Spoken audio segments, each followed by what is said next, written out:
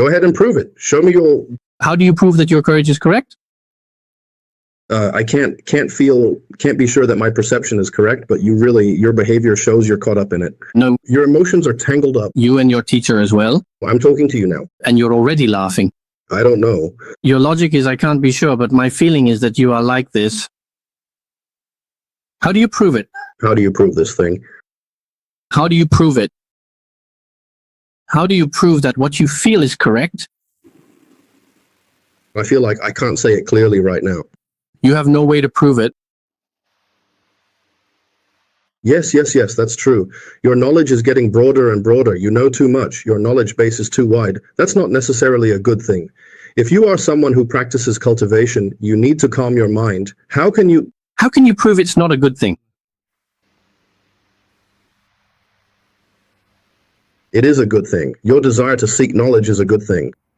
No, I'm just talking about logic. Every single situation has two different sides to it. Yes, I admit there are two sides, but you can't just because... Hello. I just wanted to say that I've read the Shurangama Sutra before. Of course, I didn't finish it. But at the beginning, there's a part where it discusses what is true and what is false. I actually agree with what it says about truth. First, maybe we need to clarify what exactly you mean by true and false. How do you define these concepts? I think, according to the Shurangama Sutra, truth is what is eternal. What we're talking about is whether there is anything in this world that is truly eternal and unchanging. The ultimate. It is the ultimate, eternal, and unchanging. What you said is correct, yes. I agree with what you said. So I think what you mentioned about consciousness or thought, this thing you call speculative thinking, actually, it also changes. So I don't think it's truly real either. Let me interrupt you for a moment. Mm-hmm. From the very beginning, ever since I joined the conversation, I never said that thought, consciousness, or mind, or these structures are real. I never said that speculative thinking is the ultimate, eternal, and unchanging thing. That's something I never said. What I said is eternal and unchanging is consciousness. I never claimed or suggested that speculative thinking, abstract thought, or... For example, if your body perishes, then your consciousness, when your body is gone, your consciousness also disappears, right? I don't know. I really don't know about that. I'm just saying that if you assert a proposition that it's eternal or unchanging throughout history, well, I don't know whether consciousness still exists after the body perishes or not. I really don't know about this. I just say what I know, that's all. Ah, right. I don't know either. So, maybe what you're talking about is that consciousness still exists after the body perishes, and that it's something that remains unchanged and always exists. Is that right? Yes, that's the direction I'm leaning toward. It might exist, but I don't know either. I can only say that I don't know. Right, so I think none of us really know. Maybe only the person who actually finds that thing would know. But for us, we really have no way to understand or imagine what it's actually like. So I think that No need to say that. This doesn't need to be found. This is something I can prove to myself. I can prove that I have consciousness. This is something everyone should be able to prove for themselves.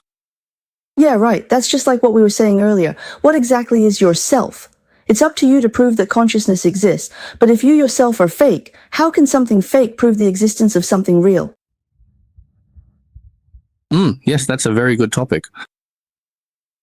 Because my existence at this moment might just be a projection, an illusory image that's been projected. So how can I prove that the light source projecting this image is real? If you try to reason backwards, it actually doesn't hold up. And if you try to reason forwards, it also goes against this paradox. How do I prove that Z exists? Yes, for our own current existence, we probably have no way to prove these things, no way to explore them. Maybe only the truly only things that can be determined, only they themselves can know. They might not be able to describe it to you. Even if we try to describe it, we might not be able to understand it. That is, using language, we still can't comprehend or recognize it. The languages of the world simply can't truly describe it. Yes, so the reason I joined the chat today is because I wanted to ask for advice. As I said at the beginning, I want to ask for advice. I want to consult you.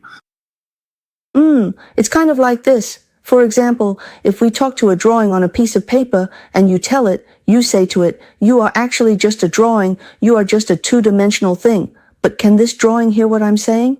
Can it understand what I mean by two-dimensional, or that it's just a drawing? Actually, I think only when you truly reach the three-dimensional world can you possibly understand what it's like to be in a two-dimensional world. Of course, we are now in 3 dimensions, but there may be even higher dimensions beyond ours. We have no way to understand. In fact, it's not just about understanding. We simply have no way to even perceive those things.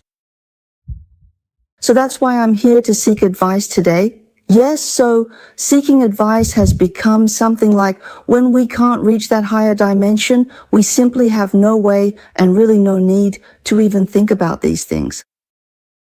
Because even if you figure it out, it doesn't have any meaning for us. There's simply no point.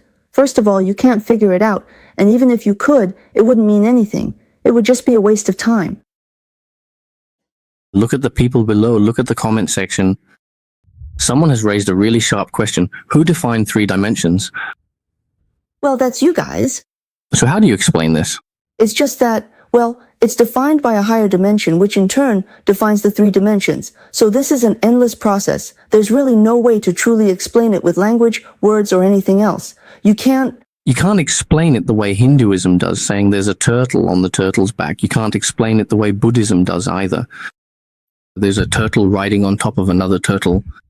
And then it's an endless stack of turtles, this kind of explanation. Maybe people aren't familiar with it. So, is the world of forms really like this? Of course, none of this can be proven. The main thing is, you can't prove it. Well, you could. I have decided that I will choose not to prove this right now. But there is a very famous old saying that goes exactly like this. Let me take a moment to tell you exactly how it goes. If you eliminate everything that is not the truth, then whatever remains, no matter how unbelievable it seems, must be the truth. But there's this one thing. You have to eliminate all the non-truths. Right, but how do you know you've eliminated all the non-truths? No, it's not that I'm eliminating the truth. I'm eliminating what's not the truth.